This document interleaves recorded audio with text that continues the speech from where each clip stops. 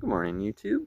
Just coming at you today with a quick Celsius review. I'm up on a mountain biking trail by my house for a quick ride this morning. It's a bit windy and cold, so I've got the hood up.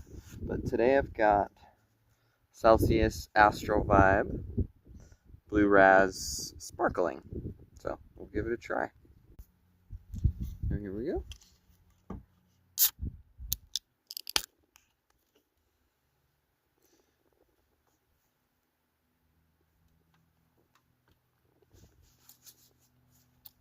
Tastes like fake blue raspberry.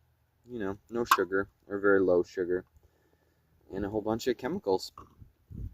I like these, especially when I'm mountain biking. The thicker ones that are just like, they're not like the Vibe ones. I think they have too much caffeine. They have like 300 milligrams.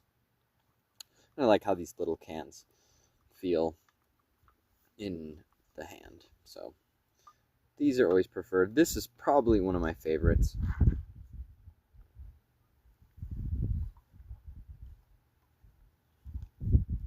Real solid. Probably not good for you, but nice if you're working out or out mountain biking. So yeah, have a great day.